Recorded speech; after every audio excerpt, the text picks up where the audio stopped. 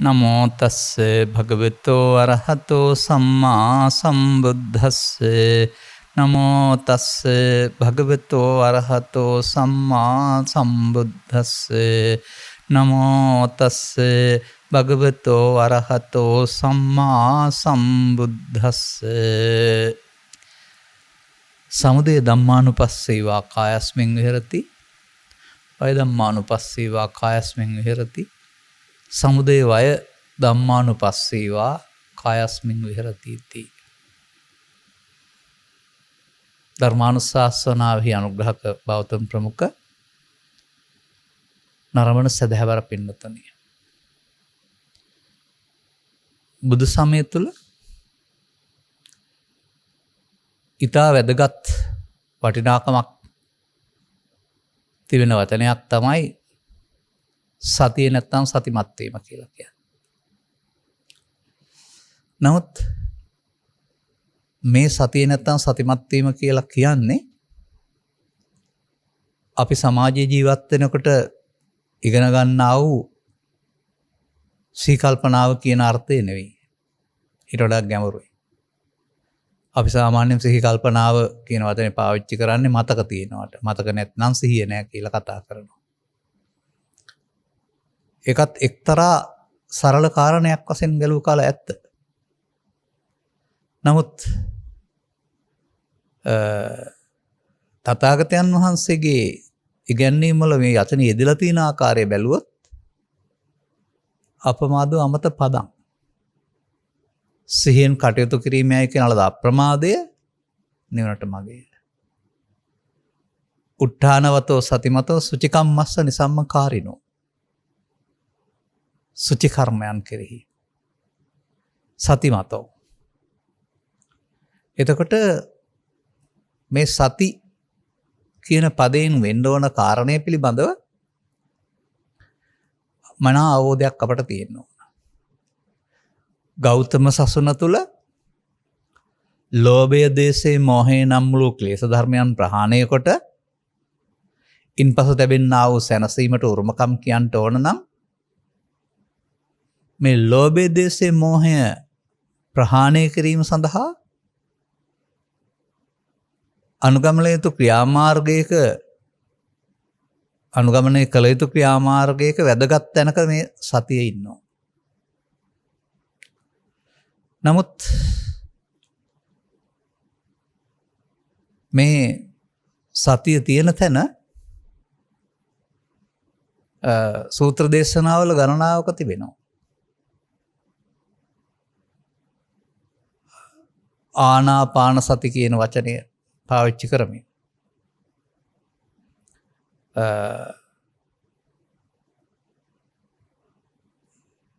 ගිරිමානන්ද සූත්‍රය තුල දස සංඥා දේශනා කරමින් අනිත්‍ය සංඥා, අනාත්ම සංඥා, අසුභ සංඥා, ආදීනව සංඥා කියලා 10ක් තිබෙනවා.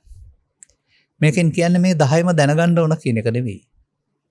එකකිනුත් මේ දේ කරන්න පුළුවන් කියන එක.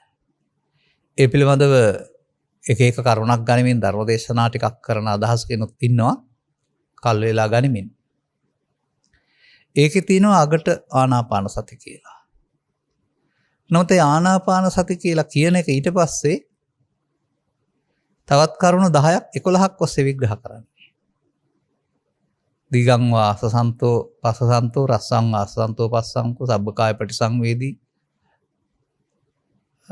අස්ස සිස්සාමේති පස්ස සිස්සාමේති පස්සම් බයං කාය සංඛාරං විමෝචයන් චිත්තං සරාගහං චිත්තං එහෙම කියලා මේ සියල්ලම ගත්තහම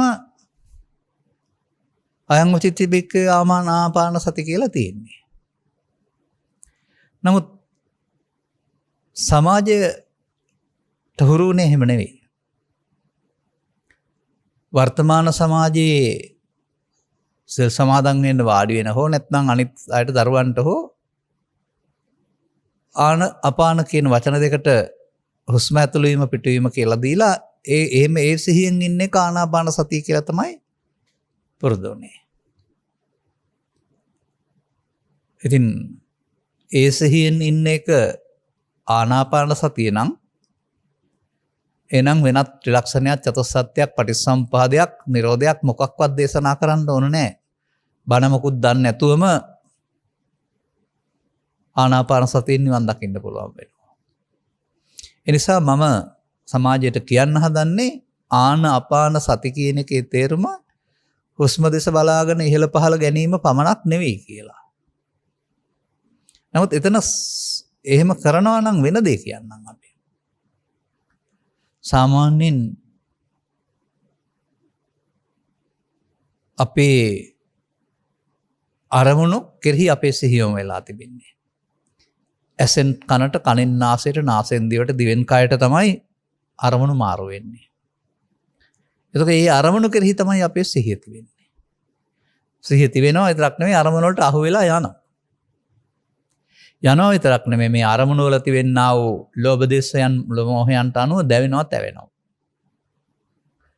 නමුත් අපිට මේ අරමුණු කියන ස්වභාවය නාසයකට ගන්න පුළුවන් වුණොත් ඊට පස්සේ හුස්ම ඉහළ පහළ යාම අරමුණට එනවා. ඒ හුස්ම ඉහළ පහළ යාම කියන්නේ ලෝභ දේශ මොහ සහිත එකක් නෙවෙයි මදක් උපේක්ෂා සාගත දෙයක්.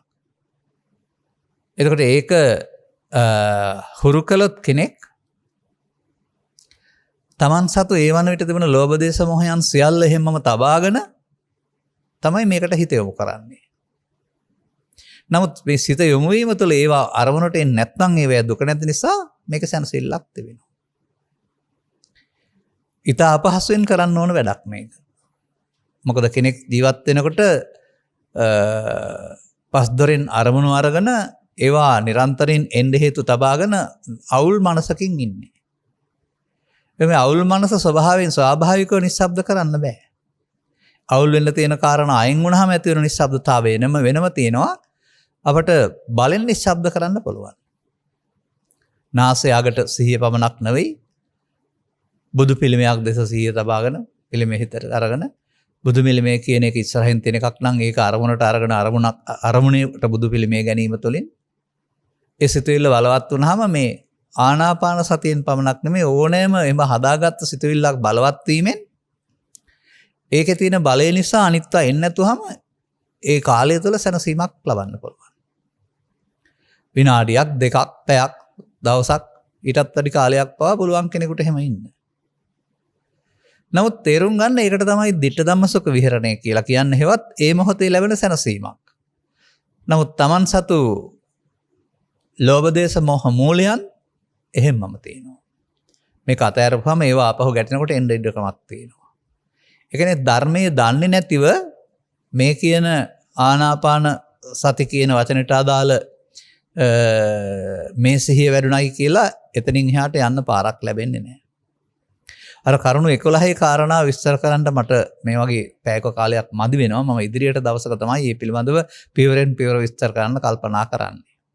නමුත් මේ ඉල්ලීමට අනුවගත් කල මෙතන තරමක් මේ සිද්ධියෙන් වෙන්න ඕන කාරණාව මොකක්ද කියලා පැහැදිලි කරන්නයි මම උත්සාහ කරන්නේ. දැන් බලන්න ඔබට මෙහෙම බලන් හිටියාම තේරෙන කරුණක් තියෙනවා නේද? හුස්ම පාර ඇතුළු වුණා අවසానයි. ආපහු පිට වෙනවා. අවසానයි. ආය ඇතුළු වෙනවා. අවසానයි. ඔබට පේනවද නිරන්තරයෙන්ම ඉවර වෙනවා.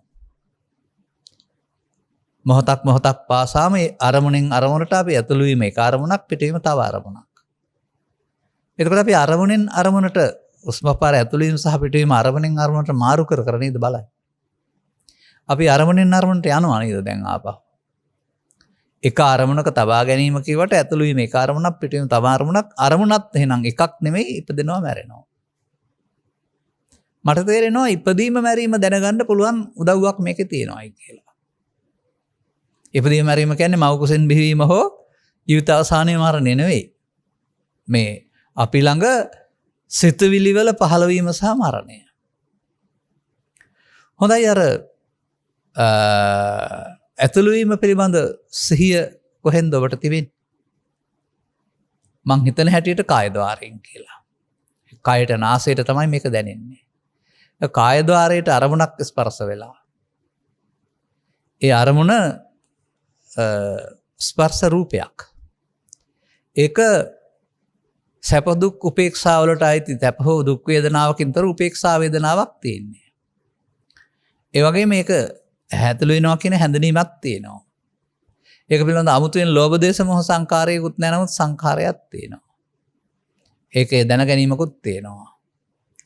දැන් ඔබට තේරෙනවද ඇතුළු වීමේදී ඒ පිළිබඳව රූප වේදනා සංඥා සංකාර පහක් හටගෙන නැතෙනවයි කියලා? පිටවීමේදී ඒ වෙනුවට තවත් රූප වේදනා සංඥා සංකාර පහක් හටගෙන නැතෙනවයි කියලා? එකක් නෙමෙයි පේලියක්. ස්කන්ධ පහ ඒවා සමූහයක් හටගෙන තමයි ඇතුළු වීම ඉවර වෙන්නේ. ඊළඟ ස්කන්ධ සමූහයක් හටගෙන තමයි පිටවීම ඉවර වෙන්නේ. නමුත් මේකට යොමු වෙන්න චිත්ත අභ්‍යන්තරයේ තියෙන හේතු යට වෙන්න ඔබට සංසුන්කමක් දැනෙනවා. මේ සංසුන්කම බලෙන් සංසුන් වීමක් කරුණාම නොසන්සුන් වෙන්න තියෙන හේතු සියල්ල නැති වෙලා නෙවෙයි. නමුත් ඔබට මේ වගේම ඊට එහාට ඔබට අනිත්ව ගැන බලන්න බැරිද? මම දැන් ඔන්න හුස්ම පාර ඇතුළු වීම සහ පිටවීම කියන එක ස්කන්ධ පහක් බවට පත් කරලා පෙන්වනවා ඔබට. පංචස්කන්ධ ඉගෙන ගන්න පුළුවන් ඔබට ඒක තුළින්. ඒ ඇතුළු වීම ස්පර්ශ රූපය වේදනා සංඥා සංකාර විඥානයෙන් හඳුනා ගන්නා වූ ස්කන්ධ පංචකයක් සිදු වෙනවා. එතන ක්‍රියාත්මක වෙනවා. පිටවීමෙදිත් මේක සිදු වෙනවා. මේ වගේම තමයි ඇසෙන් කනෙන් නාසයෙන් දිවෙන් කයෙන් සියලු අරමුණු වලින් අරමුණු ගැනීමේදී සිදුවෙන දේ තේරුම් ගන්න මේක උදව් වෙනවා. එතකොට වෙනස් වෙන්නේ ඇසෙන් රූපය, කනෙන් ශබ්දය, නාසයෙන් ගන්ධය, දිවෙන් රස. දැන් අපි කතා කළේ කයෙන් පහස. දැන් ඔබට තේරුම් ගන්න පුළුවන්ද ඇසෙන් පහළ වෙන රූපයත් අර ස්පර්ශ රූපේ වගේ රූපයක් අරමුණක් අරමුණෙන් අරමුණ විඳීමක් තියෙනවා වේදනා. අරමුණ හැඳිනීමක් තියෙනවා සංඥා. අරමුණේ ඇලීමක් ගැටීමක් තියෙනවා සංකාර. අරමුණ විශේෂයෙන් දැනගැනීමක් තියෙනවා විඥාන. මේ ඔස්සේ ඔබට දැනගන්න පුළුවන් ද මෙතෙන්ට යොමු වෙලා මේ අරමුණ තුළ සිදුවෙන්නේ රූප වේදනා සංඥා සංකාර පහක් නම් රූපය තුළ, ශබ්දය තුළ, ගන්ධය තුළ, රස තුළ සහ මනෝද්වාරය තුළත් අපි ක්‍රියාත්මක කරන්නේ අරමුණක් නම් ඒ අරමුණ විග්‍රහ කරලා බැලුවොත් රූප වේදනා සංඥා සංකාර පහක්. නමුත් ඒක වෙනස්කම් තියෙනවා. ඒ අරමුණ රූප වේදනා සංඥා සංකාර පහක් වුණාට ඒකේ තිබෙනවා එක එක පුද්ගලයාට රූපේදී රූප තණ්හාව, ශබ්දේදී ශබ්ද තණ්හාව, ගන්ධේදී ගන්ධ තණ්හාව, රසේදී රස තණ්හාව, පොට්ටබ්බේදී පොට්ටබ්බ තණ්හාව. ස්කන්ධ පංචකේ වුණාට ස්කන්ධ පංචකේ පුද්ගලයාට ධර්මයේ තේරෙන විට මේ වගේ තණ්හාවක් තියෙනවා. දැන් එතකොට අපිට මේක තේරුම් ගන්න පුළුවන් නම් ඇස තුළ නාසය තුළ පමණක් නෙමෙයි දොරවල් පහය තුළම අපි මේ පාවිච්චි කරන්න ස්කන්ධ පහක ඉපදීමක් වරීමක් කියලා. ඇයි වෙනස්කම්? ඇයි එක එක පුද්ගලයාට වෙනස්කම්? අපි හොයන්න වෙනවා. එතකොට අපිට හොයාගන්න පුළුවන්කමක් තියෙනවා මේවට හේතු. මේ උදය කියන්නේ හට ගැනීමට හේතු කියන එක. සමුදය කියන වචනේ පාවිච්චි කරන්නේ උදය හට ගැනීම එක්ව හට ගැනීමට. එහෙනම් අපට ඇහෙත්, කනෙත්, නාසෙත්, දිවෙත්, කයෙත්, මනෝද්වාරයෙත් හේතු එකතු වීමේ හට ගැනීමක් තියෙනවා. මොන කායද මේ තියෙන්නේ? රූපකායේ, ශබ්දකායේ, ගන්ධකායේ, රසකායේ, පොට්ටබ්බකායේ, ධම්මකායේ. මම මේ කතා කරන්නේ ඔබ කියන කය ගැන නෙවෙයි. කාය. රූපකාය වේදනා කායෙන් විඳිනවා, සංඥා කායෙන් හඳුනනවා, සංඛාර කායෙන් බැඳෙනවා, විඥාන කායෙන් විශේෂයෙන් දැනගන්නවා. එතන අපි කය කියන වචනය කයට පාවිච්චි කරනවා. එනකොට ඔහොම බලන්න පුරුදු වෙන්න කාය. දැන් එතකොට මොකද වෙන්නේ? අපි බාහිර ලෝකෙත් එක්කලා කර්තව්‍ය මොනවා කළත් හොඳ එකේ සිට නරක එක දක්වා, හරි එකේ සිට වැරදි එක දක්වා, පවේ සිට පින දක්වා, ඉගන්වීමේ සිට ඉගෙන ගැනීම දක්වා, මුදල් ගෙවීමේ සිට මුදල් ලබා ගැනීම දක්වා මෙහෙම මොනවා බෙදුවත් බාහිර ක්‍රියාකාරකමට වචනයක් තිබ්බට අන්තිමට මේක අපිට ගන්න වෙනවා දොරවල් 6න් එක දොරකින් ගන්නා වූ අරමුණක් කියන්නේ. හොඳයි ඒකට එකක් වෙනස් වෙන්නේ ඇයි? ඒකට එකක් පරස්පර වෙන්නේ ඇයි? අන්න එතකොට අපිට ඔය සමුදය හොයන්න වෙනවා. මේ සමුදයේදී මෙන්න මෙහෙම කාරණයක් ඔබට මතක් කරන්න තියෙනවා. ඒ තමයි මේ අරමුණ සම්බන්ධයෙන් ගත් කල මේ අරමුණක් මෙහෙම වෙන්න ඇසට කනට නාසයට දිවට කයට හේතු ගොඩක් එකතු වෙනවා. ඒ හේතු වල පොදු හේතු ටිකක් තියෙනවා. සාමාන්‍යයෙන් අහේතුක කුසල අහේතුක අකුසල කියලා පාවිච්චි කරන ධර්මයේදී ඒ අහේතුක කියන්නේ හේතුවක් නැහැ කියන එක නෙමෙයි ලෝභ දේශ මොහ හේතු නැති කියන අර්ථය. නමුත් හේතු පවතිනවා. හොඳ නරක පැත්තට. නමුත් පුතග්ජන පුද්ගලයාට අහේතුක විතරක් නෙමෙයි සහේතුකක් තියෙනවා. එතකොට එහෙමනම් අපට තේරුම් ගන්න පුළුවන්කමක් තිබෙනවා හට ගැනීම. මොකක හට ගැනීමද?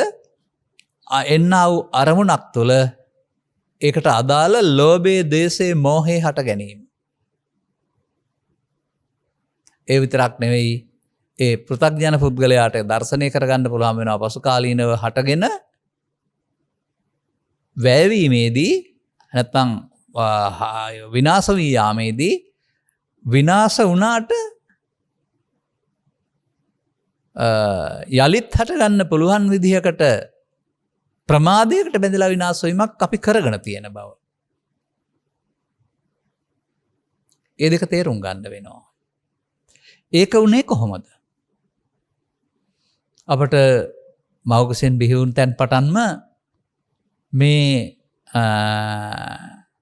අරමුණු ඒම යාම කියන කාරණේ සිදු වුණා.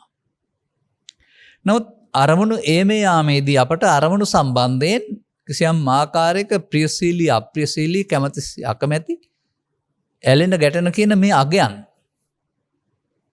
අරමුණු සඳහා එකතු කරන්න අපි පුරුදු කරගත්තා. එතකොට ඒ අගය වේදනාවට අනුව සංඛාරයේදී තමයි සිද්ධ වෙන්නේ. වේදනාව සැප නම් සංඛාරයේදී ඒකට ඇලෙන්න පුළුවන්. වේදනාව දුක නම් සංඛාරයේදී ඒක එක්ක ගැටෙන්න පුළුවන්.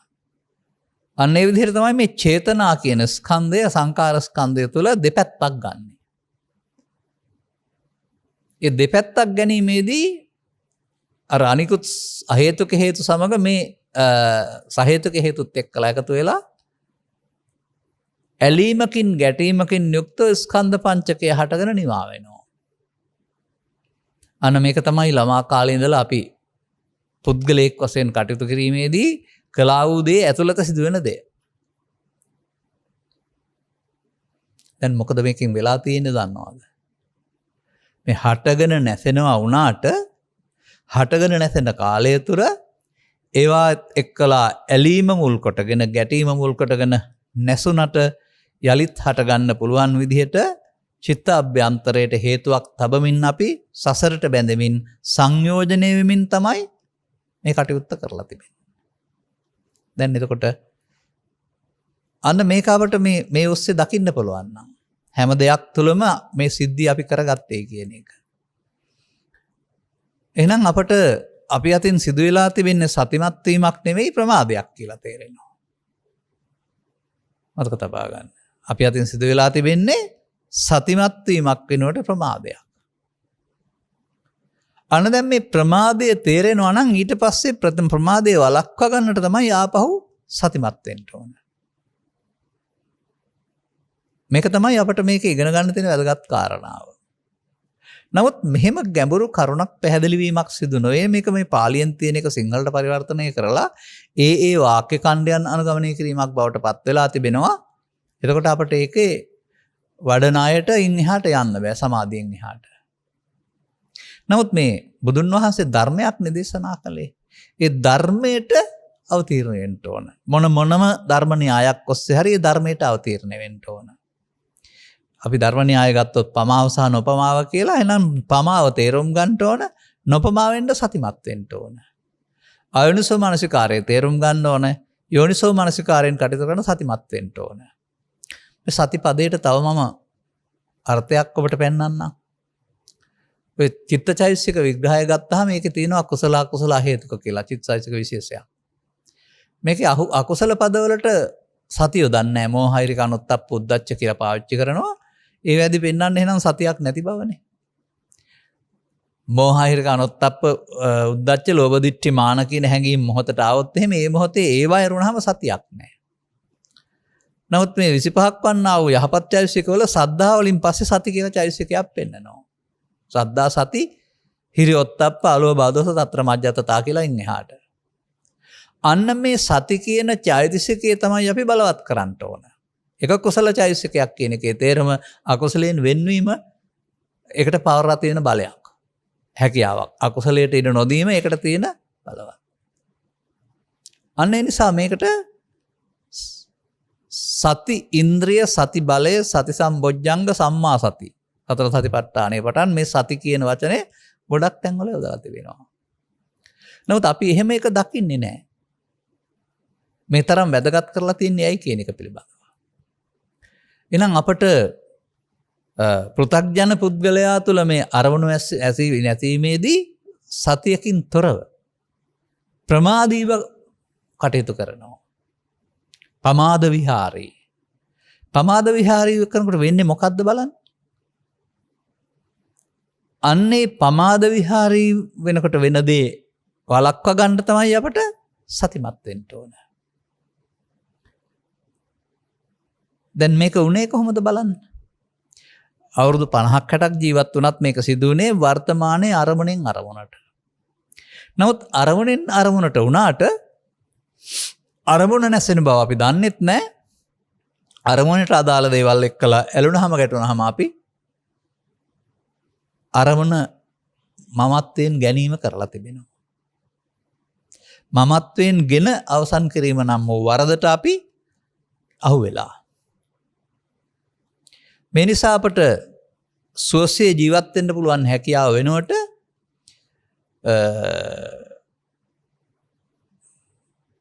බාහිරෙන් ගැටෙන විට යම් දෙයක් ඊට අදාළ මනානොමන අගයක එකතු කිරීමක් සිත ඇතුලෙන් ඇවිදින් අපට වද දෙන දෙයක් බවට පත් වෙලා. මේ ධර්ම දේශනාවට අදාළ නොවන සූත්‍රයකින් ගත්තොත් ගසක් කුඩා කාල සිට අවුරුදු 15ක් 20ක් වැඩෙන විට දිනපතා කෙමෙන් මේක තුල කිරි ගබඩා වෙනවා වගේ අරමුණු ගැනීම පටන් ගත්ත දවසේ ඉඳලා ඇසෙන් කනෙන් නාසයෙන් දිවෙන් කයෙන් ගන්න ආව අරමුණු වල අගය එකතු කිරීම තුළ මේ සියල්ල යොමු වෙන්නේ සිතට. මේ සිත තුළ ලෝභය, දේශය, මෝහය, මානය ආදී කොට ඇති විවිධ වචනෙන් සඳහන් කරන්නා වූ හැඟීම් විශේෂයක් බලවත් වෙනවා. ඇලෙන කරුණු 100ක් ඇත්නම් දුක් 100ක් කියලා මේ ඇලෙන කරුණු සංඛ්‍යාව බලවත් වීම පෘථග්ජන පුද්ගලක සිදු වෙන දෙයක් තමයි මේ සති නිසා නෙමෙයි සතිමත් නැත නිසා. අර සූත්‍රයේ පෙන්වන්නේ අනතුරුව වසර 15ක් 20ක් ගියාම කෙනෙක් අරගෙන කෙටේරියක් අරගෙන මේ වැඩුණ ගසට කෙටුවොත් කෙටේරි පහරවල් 6ක් කෙටුවොත් ගහේ 6 පොලකට 6 නිසාම ගහ ඇතුලේ තියෙන ආ වූ කිරි එළියට එනවා. මේ කෙටේරි පාරත් කෙටීමත් ගහට කෙටීමත් ගහ ඇතුලේ තියෙන කිරි එළියට එමත් කියන කාරණෙන් මොකද්ද පෙන්වන්නේ? ඒක උදාහරණයක්. ඒ උදාහරණයේදී අපිට තේරුම් ගන්න ඕන ඇස කන නාසය දිවකය නම් වූ ප්‍රසාදයන්ට අරමුණක් හමුවීම තමයි කෙටේරි පාර. ගත කළ කාලයට අනුව ඒවාට අදාළ තමන් එකතු කරගත්තා වූ අගයන් චිත්තාභ්‍යන්තරයේ තිබී මතුවීම තමයි ගහේ ඇතුලේ තියෙන කිරි එළියට එන එක. දැන් මේ ටිකට මට කියන්න පුළුවන් උපන්න කුසල් කියලා. උපන්න කුසල් දුරු කරන්නත් ඕන, උපන්න කුසල් නූපදා ඉන්නත් ඕන. ඒක කොහොමද වෙන්න ඕන? අන්න මෙතෙන්ට මේ අවධානය යොමු කරපුවාම අපට හැම තැනකදීම පෙනෙන්නේ මෞකුසින් බිහි වී ජීවිත අවසානයේ දක්වා ජීවත් වෙන පුද්ගලයෙක් නොව ඒ මොහොතේ සමුදයක් සහ වැයක් හට ගන්නවා වැයවී යනවා. නමුත් මේක තියෙන්නේ පෘථග්ජන පුද්ගලයෙක් තුළ ප්‍රමාදීව. හට ගැනීමේදී වැයවීමේදී එකට කාලයක් ගත නොවුනාට සිහිය නැත නිසා ඇලීමෙන් ගැටීමෙන් මුලාවෙන් අගයක් එකතු කර මරණයට පත්වෙන්න සිදු කරනවා. ඒ අපි කළ දේ ධර්මයේ නොතේරෙන තාක්කල් කරමින් ඉන්නාදේ. මේක තුල චිත්ත අභ්‍යන්තරය අර ගහ තුල කිරිපිරෙන්න ආසේ ලෝභ මූල, දේශ මූල, මෝහ මූල මූලික කොටගෙන කිසියම් ආකාරයක ගැටෙනකොට එන්න හේතුවක් චිත්ත අභ්‍යන්තර ගත වෙන බව අපට තේරුම් ගන්න පුළුවන් කමක් තිබෙනවා. අනතුරුව ගැටෙනකොට බාහිර ලෝකේ තියෙන සංසිද්ධියක් නෙමෙයි මේ කලබලය, මේ නොසන්සුන් වීම, මේ ලෝභය, දේශය, මොහය හට ගැනීම Tamanගේ චිත්ත අභ්‍යන්තරේ මතුවීමක්. පේන්න ඕන මේක.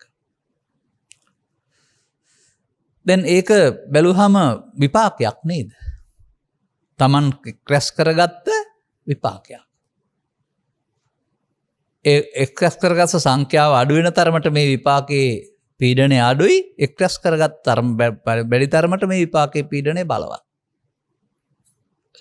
මොකද්ද මේ විපාකයේ පීඩනය?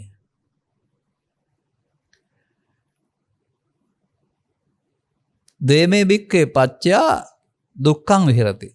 දේමේ බික්කේ සමන්නාගතව දුක්ඛං විහෙරති. කරුණා දෙකකින් සමන්නාගත නම් ඔබ දුකසේ වාසය කරනවා. මොකද්ද මේ කාරණා දෙකට කෙටි කරලා තියෙන්නේ? ඔය අරමුණකදී ක්‍රෝධේනච උපනාහේනච, ක්‍රෝධයෙන් හෝ ඊර්ෂ්‍යාවෙන් වාසය කරනවා නම් ඔහුට දුකසේ වාසය කරනවා. දැන් මේ ක්‍රෝධේනච උපනාහේනච යටතේ තියෙන අනිකුත් සියලු අකුසල කාරණා අපි පුරුදු කර ගත්තනම් ළමා කාලේ ඉඳලා ඒ අකුසලයේ පීඩනය තමයි මේ දුක කියලා කියන්නේ. දැන් මෙහෙම වුණේ ඇයි? අන්න එතන තේරුම් ගන්න පුළුවන්. එහෙනම් සතිමත් නැති නිසායි මෙහෙම වුණේ. හොඳයි, ඒකට වෙන වචනයක් අපට හොයාගන්න නැද්ද? මේ චිත්ත අභ්‍යන්තර ගත වී යලිත් හටගෙන වද දෙන්නට චිත්ත අභ්‍යන්තරට ගත වීම සිදු වුණේ මොකක් නිසාද?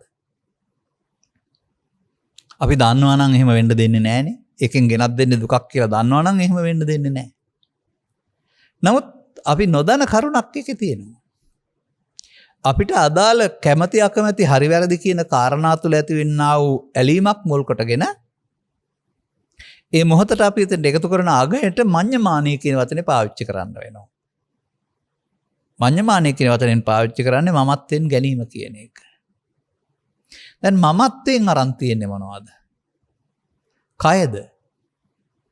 අරමුණු, රූපය, ශබ්දය, ගන්ධය, රසය, ස්පර්ශය, ධම්ම නම් වූ අරමුණු හයට අදාළ කාරණාවලදී බෙදමින් හරි වැරදි හොඳ නරක කැමැති අකමැති වශයෙන් ඒවත් එක්කලා කිසියම් ආකාරයක අගයක් එකතු කරමින් අපි කටයුතු කරලා තිබෙනවා.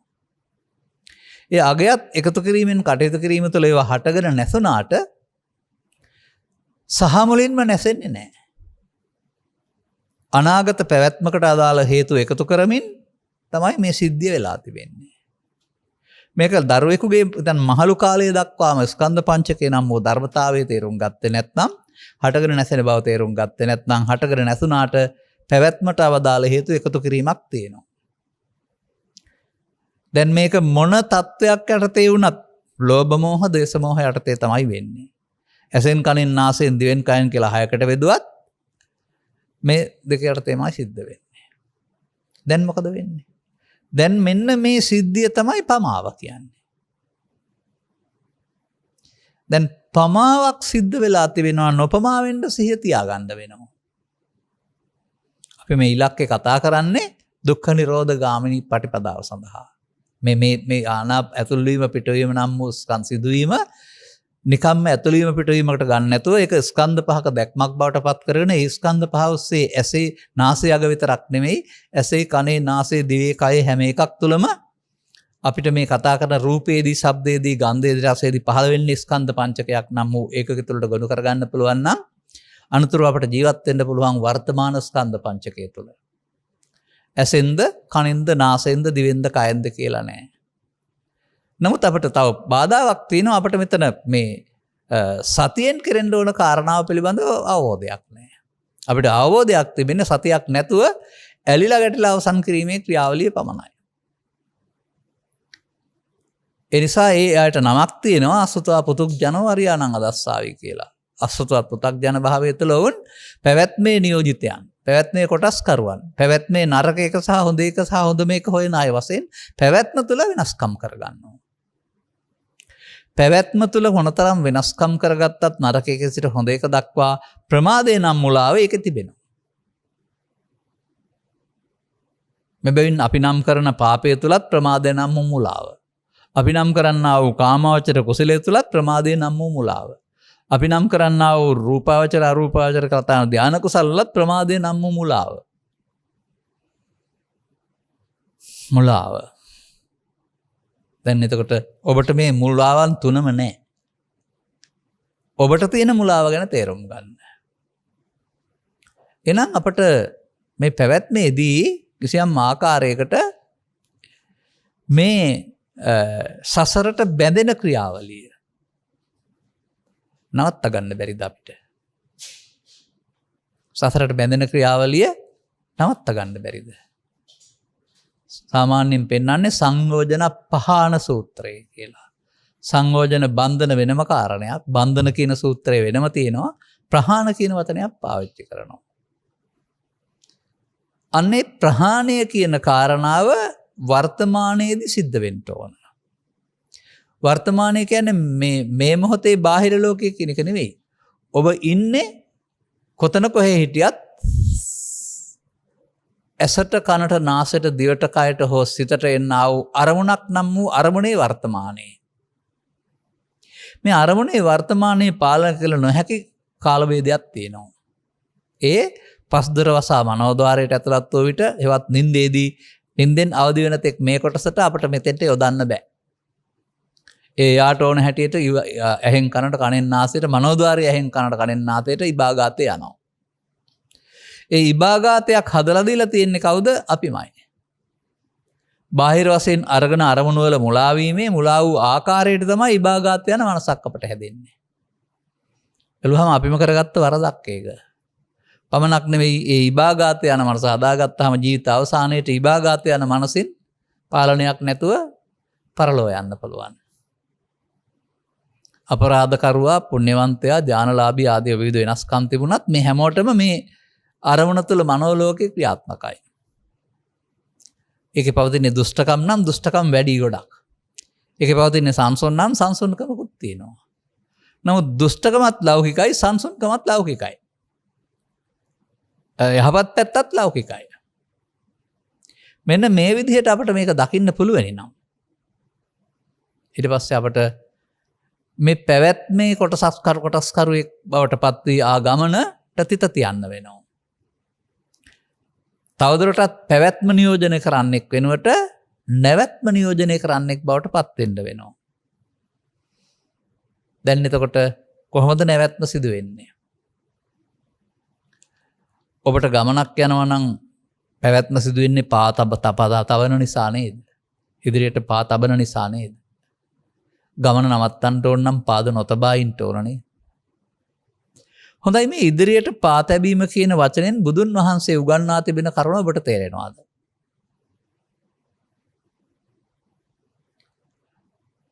ඒක වෙනත් ක්‍රමයකින් තථාගතයන් වහන්සේ පැහැදිලි කරලා වදාරලා තිබෙනවා.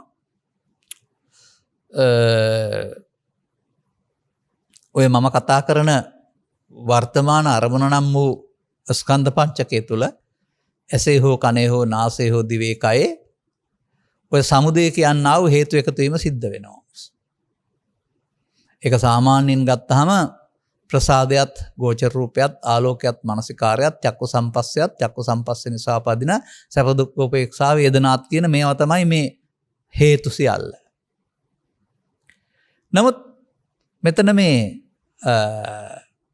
හටගෙන නිමා වුණාට හටගෙන නිමාවෙන්ට නොදී අපි අතින් සිදුවෙන වරද උන්වහන්සේ පැහැදිලි කරලා වදාරනවා.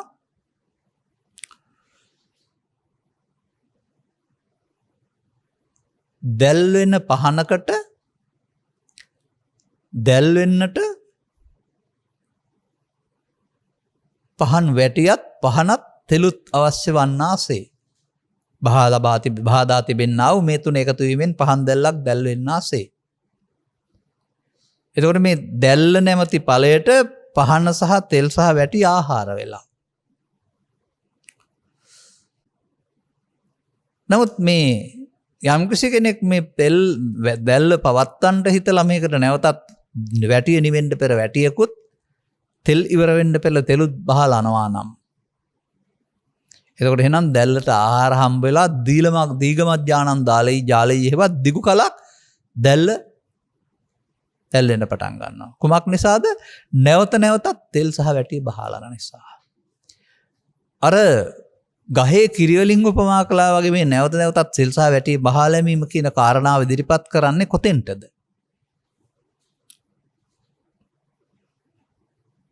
ඇසට, කනට, නාසයට, දිවට, කයට ගන්න අරමුණු වලදී අරමුණේ ඇලී ගැටි අරමුණ සමග එකතු වී අරමුණ සමග මුලාවී අරමුණ සමග ලෝභයෙන් හෝ මෝහයෙන් ද්වේෂයෙන් හෝ මෝහයෙන් බැඳී අවසන් කරන තැනට. ඒ අවසන් කිරීමේදී හැම විටම අනාගතයක් සදවින්න අවසන් කරනවා. ඒක අපි සිංහල භාෂාවෙන් සාමාන්‍යයෙන් කතා කරනවා නම් මම ඕක ලේසියෙන් අරින්නේ නැහැ. මටත් වෙලාවක් ආවායික කියන වචනෙන් කියන්නේ මේක තමයි. නමුත් ඒක අපට ධර්මානුකූල පදයකින් හොයන්න පුළුවන්.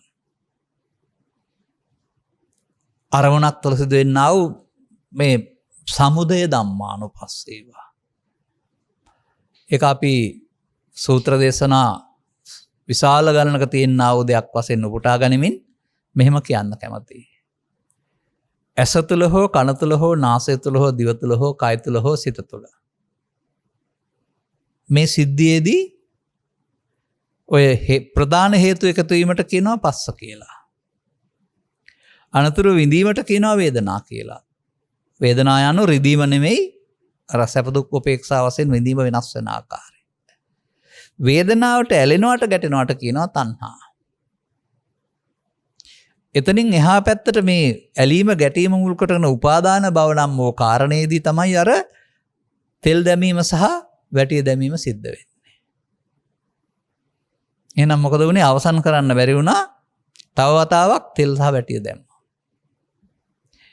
ඒ නිසා මොකද වෙන්නේ? ඒක හිත කරන නැසෙනකොට අනාගත ඵලයක් උපදින්න හේතු ඉතුරු වෙලා නැසි ආපහු ඊළඟට එනකොට අතීතයෙන් එන්න ගන්නවා.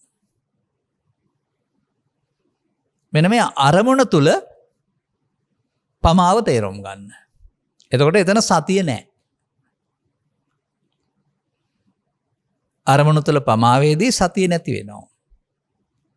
එහෙනම් අපට අරමුණ තුල නොපමාව. අරමුණ තුල නොපමාව තමයි මේ අපමාදෝ කියලා කතා කරන්නේ. දැන් එතකොට අපට ලොකු වැඩක් නැහැ. විශාල කාලයක් ලැබෙන්නේ නැහැ. අත්දැකීමිනුත් අපි දන්න කරුණක් තිබෙනවා. යම් වැඩකට යොමු වුණාන් පස්සේ ඒ වැඩේ යොමු වෙලා ඉන්න විට ලෝකෙ මොකක්වත් අපිට නැහැ. සමහර විට හිතේ තියාගෙන තිබුණ වෙන කරුණක්වත් ඒක නැහැ, මතකේ නැහැ. මොකද අර අරමුණේ ඉන්න නිසා. අන්න ඒ වගේ අපිට මේ සියල්ල අරමුණේ තියෙනවා කියලා තේරුම් ගන්න පුළුවන් නම් එහෙනම් අපි අරමුණේ ලෝකේ බර අඩු කරන් පස්සේ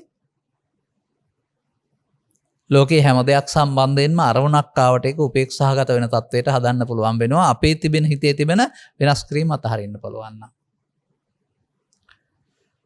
දැන් එතකොට එහෙමනම් මේ අපි කතා කළේ පමාව නම් දැන් මේ හේතු ඉවර වෙලා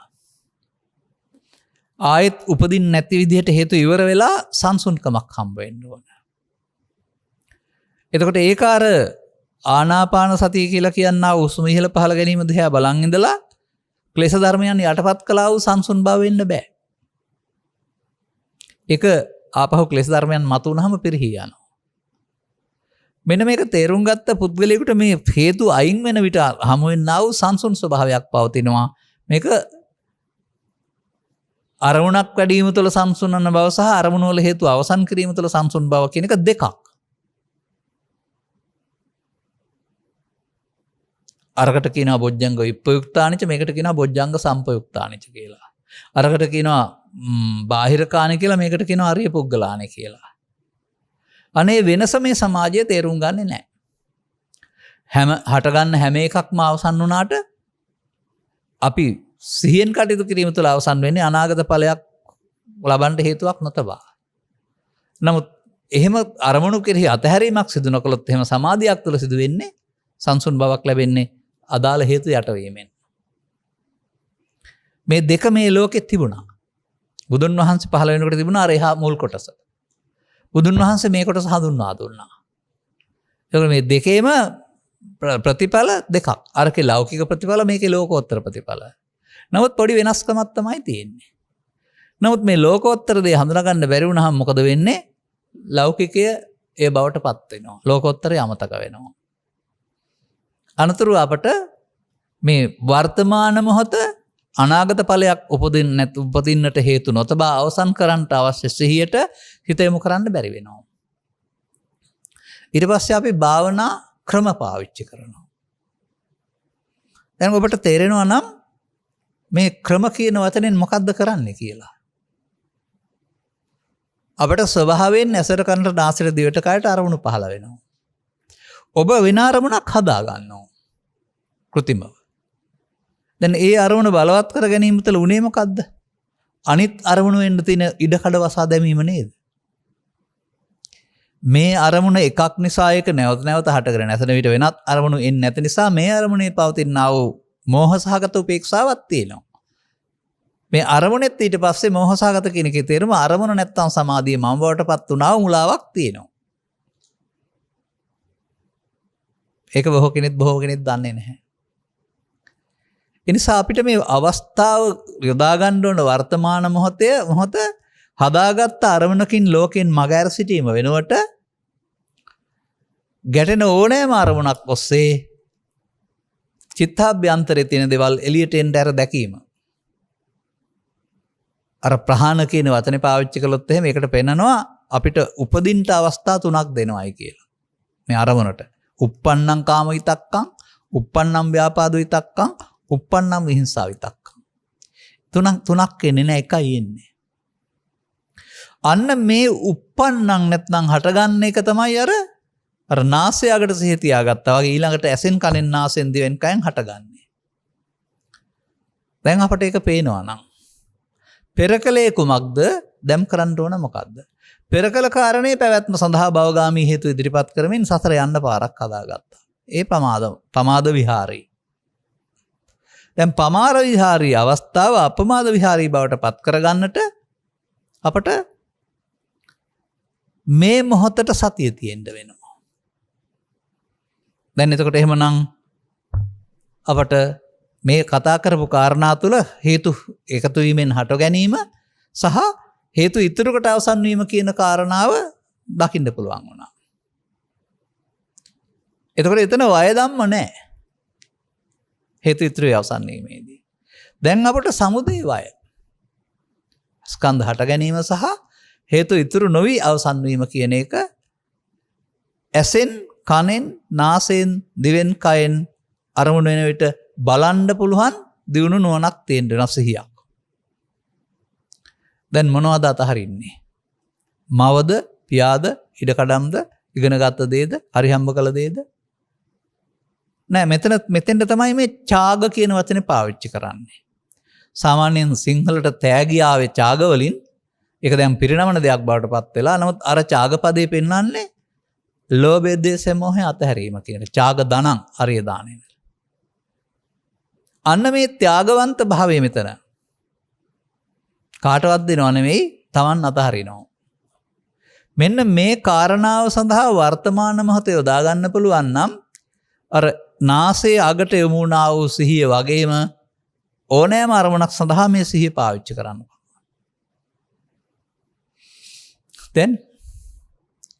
දැන් ඊට පස්සේ ඔබ ස්කන්ධ පංචකයාගේ ඉපදීම උපාදාන නොකර මැරීමේ යාම නැමැති දැනට සතිමත් වෙනවා. දැන් මේක තුල අර පහන්ර අනුතෙන් තෙල් දැමීම නම් වූ කාරණාවෙන් පෙන්වන දේ අනාගතයට තැබි නැමැති කාරණාව නොකර වීරියෙන් සද්දා සති විරි සමාධි ප්‍රඥා කියලාත් කතා කරනවා මේ විදිහට. මේ සඳහා උත්සාහවන්ත වීම නැවත නැවතත් ප්‍රගුණ කරන්න ඕන. ආරම්භක අවස්ථාවේ පටන් නැවත නැවතත් මේක වර්ධිලා යන්න බොහෝ විට ඉඩ තියෙනවා ආරම්භක අවස්ථාවල. නමුත් නැවත නැවතත් ප්‍රගුණ කිරීම තුළ අපට හොරෙන් මේ දේ කරන්න බැරි වෙනවා. අපට හොරෙන් අපේ සිහියට හොරෙන්. එතකොට මොකද වෙන්නේ? එතකොට ඔබ ඔය බලාපොරොත්තු වෙන මොහොතින් මොහොත ළඟා වෙනවා. ඒක පස්සේ තිබිලා එකවර ළඟා වෙනව නෙමෙයි. මොහොතක් පාසාම මේ සිද්ධියේදී ඊළඟට ලැබෙන තැනක් තිබෙනවා. අපි ඒක මෙන්න මෙහෙම කතා කරමු අවසන් වශයෙන්. යතෝ සම්මස්සති. ඒ යතෝ කොයි වෙලාවද?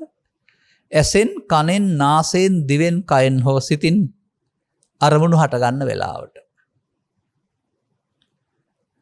බාහිර හේතුවක් නිසා නම් පස් දොරෙන්, මනෝද්වාරික හේතුවක් නිසා නම් මනෝද්වාරයෙන්.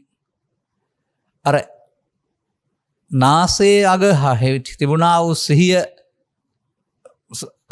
කාය ద్వාරයේ මුල්කටගත් රූප වේදනා සංඥා සංකාර පහකට කොටු කළා වෙන් කළා වගේ ඔබට ඊට පස්සේ මේ හැම එකක්ම බාහිර වචරින් මොනවා කිව්වත් ස්කන්ධයන්ගේ හට ගැනීම සහ හේතු ඉතුරු කර නැතිවීම වෙනුවට හේතු ඉතුරු නොකර නැසීම කියන තැන දක්වා අපට සිහිය දියුණු කරන්න පුළුවන්කමක් තියෙනවා. දැන් මේ ස්කන්ධයන්ගේ හට ගැනීම නැසීමට නෙමෙයි කන්දානං උද්‍යව්‍යං කියන්නේ. ඒක ඕනෑ කෙනෙක් ගාව සිදු වෙනවා. මුලාවෙන් සිහියෙන් තොරව නැසීමේදී උද්‍යව්‍ය වෙන්නේ නැහැ. උදේ නම් වෙනවා. නමුත් වැය වෙන්නේ නැහැ. අනාගත පැවැත්මට හේතු චිත්තාභ්‍යන්තරයේ සැඟවෙමින් අවසන් වෙනවා. ඒකට උද්‍යව්‍ය කියන්නේ නැහැ. කන්දානං උද්‍යව්‍යයන් ස්කන්ධයන්ගේ හට ගැනීම සහ සතිමත් වීම තුළ මමත්වයෙන් නොගෙන අනාගත ඵලයක් උපදින්න හේතු ඉතුරු නොකර අවසන් කිරීම කන්දානං උද්‍යව්‍යයන්.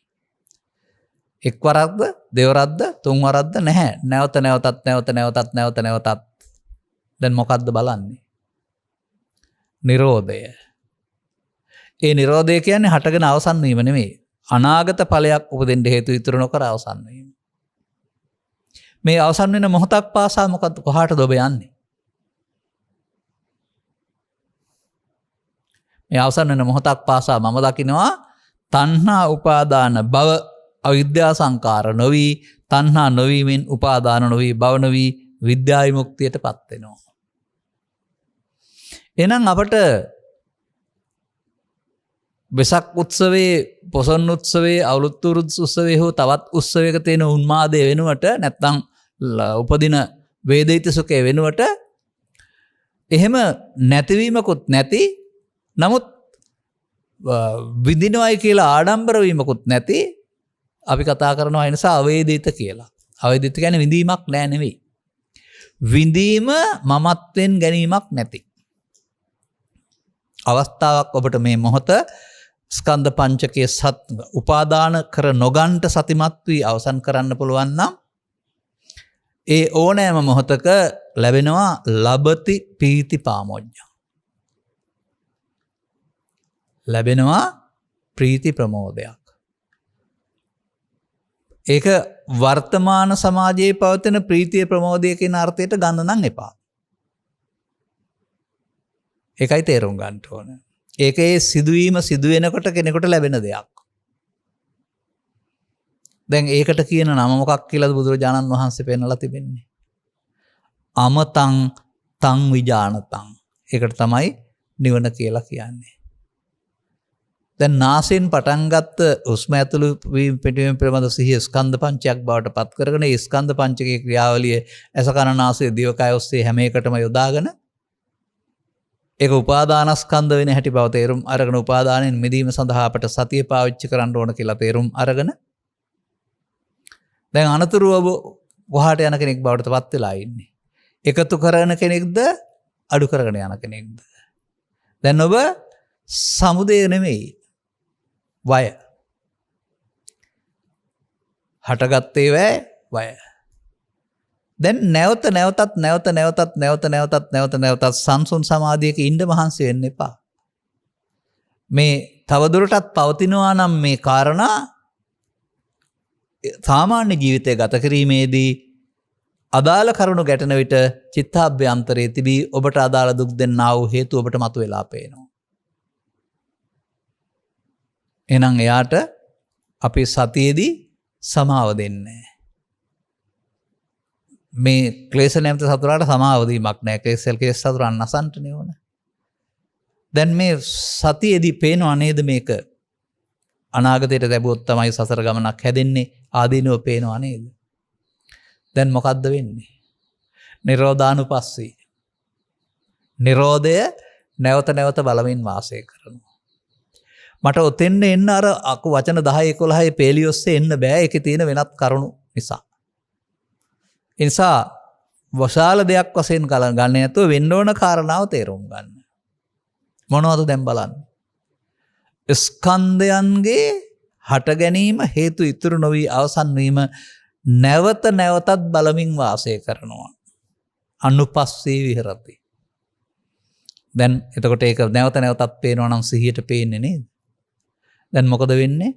කර්මය විපාකයක් වශයෙන් අනාගත ඵලයක් උපදින්න ඉතුරු නොවි නිමාවට යන පාරපත් ප්‍රවත් වෙනවා. දැන් ඉතින් ආනාපාන සතිය නම් වූ වචන ඔස්සේ ඔබට ඊට පස්සේ කොහාටද මේ යන්න හම්බ වෙන්නේ? නිවන් මඟට. ආනාපාන සතිය නම් වූ වචනෙන් පෙන්වන අර්ථය ඔස්සේ ඉපදීම මැරීම. ඉපදීම මවකුසින් බිහි ජීවිතාසානයේ මැරීම නෙමෙයි, ස්කන්ධයන්ගේ හට ගැනීම සහ නොයල්මෙන් අවසන් කිරීම මැරීම. දැන් මෙතෙන්ට මේ තේරුම අවබෝධය ගන්න ඕන. අනතුරු අපට බාහිර දේවල් වල උදව්වෙන් ඇතුළත හිස් කිරීමේ වගකීම පැවරෙනවා. තථාගතයන් වහන්සේ පැහැදිලි කර වදාහරන දෙයක් තමයි ඔබට මේ ප්‍රසාදයන්ට ගැටෙනකොට ලෝභයක්, ද්වේෂයක්, මෝහයක් උපදිනවා නම් ඒ උපදින්නේ තියෙන නිසා. තියෙන නිසා කියන එකේ තේරුම ගොඩ ගහලා තියෙනවා අපට අතට අහු වෙනවා කියන එක නෙමෙයි. හේතු වශයෙන් තිබෙන නිසා තමයි ගැටෙනකොට උපදින්නේ. අන්න හේතු වශයෙන් ගැටෙනකොට නැති වෙන දවසට තේරෙවි ඒවල් Taman ළඟ නැහැ කියලා. දැන් මොකද්ද මේ පැහැදිලි කරන්නේ? වර්තමාන මොහොත ස්කන්ධ පංචකයක් වශයෙන් දැකලා ඒක උපාදානයේ නොවි අවසන් වෙන්නට අපිට සතිමත් වෙන්න පුළුවන් නම් එතනදී නිරෝධය. ඒ නිරෝධය කියන්නේ හටගෙන නැතිව නෙවෙයි. හටගෙන අනාගත ඵලයක් උපදින්න හේතුවක් ඉතුරු නොකර අවසන් වීම. එතනදී ලැබෙන දෙයක් තියෙනවනේ පීතිපාමොජ්ජං. මේකට වචන යොදන්න බෑනේ. ඒකනේ අපිට අසංකත කියලා කියන්නේ. අන්න එය දැක්ක පුද්ගලයා මෙතෙන් පටන් මේ ස්වභාවය පුළුල් වෙනවා. ඔහු ඉන්නේ එතන. එතන සිටමින් ඒ ස්වභාවයේ සිටමින් ඔහුට එන කාරණාවලට මුහුණ දෙමින් ඒවාට යට නොවෙන්න මේ සතිමත් බව බලවත් කරන්න පුළුවන් වෙනකොට අරව පරදිනවා. ඒවට යන්න වෙනවා. එතකොට මේක ක්ලේශයන් මතනය කිරීම නැත්තම් මාර පරාජය. දැන් තේරුණාද ඔබට සිහියෙන් මොකද්ද කරන්න තියෙන්නේ කියලා? දැන් මේ සිහියෙන් මේක ඉවර කරනකොට හම්බ වෙන දේ පිළිබඳ ආයෙ වචන හොයන්න යන්න එපා. ඒවට වචන නැහැ. ඒ නිසා තමයි පෙන්වන්නේ යතෝ සම්මස්සති කන්දහනං උදයව්වයන් යම් මොහතක බැරි වෙන්නත් පුළුවන්.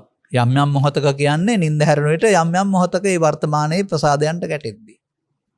පහළ වෙන ස්කන්ධයන්ගේ උපාදානයේ නොවි අවසන් වීම බලන්න පුළුවන්. ඒක තමයි උදයව්වයන් කියන්නේ. අනතුරු මෙතන ඵලයක් තියෙනවා. මේ ඵලය තියෙනවා ලෝකේ කියන කාරණා නිසා අවුල් වෙන්නේ නැති, ගැටෙන්නේ නැති සංසුන් ස්වභාවයක්. ඒක Tamanට තේරෙනවා. එය හොඳ බව තේරෙනවා. එය ඒතං සන්තං ඒතං පනීතං බව තේරෙනවා. එය යදිදං සබ්බ සංකාර සමතෝ බවට පත් වෙන බව තේරෙනවා. සංකාරයන්ගේ සමතේන් ප්‍රතිඵලයක් කියලා තේරෙනවා. එහෙනම් සංකාරයන් සමතේට පත් කරන්න සතිමත් වීම තුළ ඔබ මේ බලාපොරොත්තු වුණා වූ සැනසෙල්ල ඔබ ළඟ තියෙන බව තේරුම් ගන්න ලැබේවි. ආරම්භ වුණා පමණයි. දැන් ඉතින් පවත්තන යන්න ඕන. අවසානයේ දක්වා. ඒ නිසා තමයි ආරබත, නික්කමත, යුඤ්ඤත. ආරම්භන්න නික්මෙන්න කාමයන්ගෙන් යෙදෙන්න මේ අනුශාසනාව පිළිපැදීමේදී. මච්චුනාසේනං දුනාත නලාගාරංව කුංජරෝ. මේ මරසෙන් මනසන්න ඇත්තෙකුට හම්බ වුණ බට ගයක් විනාශ කරනවා වගේ. මේ මොහොත මේක තමයි සතිමත් වීම කරන්න ඕන. එතකොට අන්න ඔබ මේ අදාළ කරුණ තේරුම් අරගෙන සිහිය කියන එක කොතෙන්ද තියෙන්න ඕන කියන කාරණේ තේරුම් ගත්තා. දැන් එහෙනම් මේ සිහිය නැති වෙලාවට අහු වෙන්න පුළුවන්, සිහිය තියෙන වෙලාවට මේ මරණය සිදු වෙනවා. අනතුරුව එතනින් එහාට ලැබෙන දේ පිළිබඳව වචන පාවිච්චි කරන්න බෑ. එහෙම එකක් තිබෙන බව තේරෙවි. ඒක ඉතා වටිනා බව තේරෙවි. නැවත නැවතත් දියුණු කරන් යන්න මේක තේරෙනකොට මං හිතනවා සෝවාන් පුද්ගලෙක් වුණයි කියලා. ඊට පස්සේ ක්ලේශයන් ප්‍රහාණය වෙන තරමට සකෘදාගාමි අනාගාමි අරිහත් පිළිවෙලින් සෝවාන් ආදී මාර්ගඵල වලින් ප්‍රත්‍යක්ෂ කටයුතු නිර්වාණ සුවය කියලානේ පෙන්වන්නේ. ඒක සෝවාන් ආදී මාර්ග පිළිවෙලින් අරුණාම සෝවාන් ආදී මාර්ගඵල නැතුව ලබන සමාධියකින් ලැබෙන එක නෙවෙයි. ඒක ලෞකික සමාධිය, මේක ලෝකෝත්තර සමාධිය. දැන් මේ කරුණු තේරුම් ගැනීම තුළ අනුගමනීය ප්‍රතිපදාවකටපත් වෙන්නට, අනුගමනීය ප්‍රතිපදාවක් තුළ අත්දකින්නට කෙනෙකුට පුළුවන් වෙනවා. ඉතින් මේක තමයි වෙන්න ඕන දේ. ගොඩාක් පාඩම් නොකලාට ඔබ තුලින් තේරුම් ගන්න ඕන කාරණාව මේක තමයි. එන හැම මොහොතකදීම එහෙමනම් අපට අතීතයෙන් එන එක වර්තමානයේ හඳුනාගෙන අනාගත ඵලයක් උපදින හේතුවක් ඇති නොකර අවසන් කරන්න තරම් වැඩුණු සිහියක් තුළ අපි මේ නිරෝධානුපස්සී කියන කාරණාවට නැවත නැවත බලමින් වාසය කරන්නෙක් බවට පත් වෙනවා. එන්න එන්න මේක වැඩි දියුණු වෙනවා. ධම්මස පාදා ගනිමින් තථාගතවරු හෙළි කළා වූ ධර්මයේ සරණින් නිවන සැනසෙන ජීවිතයක් අත්දකින්නට ඔබට මෙම කරුණ පැහැදිලි කිරීම හේතු වාසනාව වේවායි කියන ප්‍රාර්ථනා කරන අතර මේ තමයි ධර්මයේ සරණ. මේ අවර්තමාන මොහොත අනාගත ඵලයක් ඉතුරු නොකර අවසන් කරන්නට පාවිච්චි කරන මේ නිරෝධය තමයි ධර්මයේ සරණ. ඔබට මෙම කරුණ වටහා ගන්නට හේතු වාසනාව වේවායි කියන ප්‍රාර්ථනා කරමින් අපි ධර්මානුශාසනාව මෙසේ අවසන් කරනු ලබනවා. සබ්බීතියෝ වජ්ජන්තු සබ්බ රෝගෝ විනස්සතු මාතේ බවත් අන්තරායෝ සුඛී දීඝායුකෝ භව. සෑම දිනාටම තෙරුවන් සරණයි.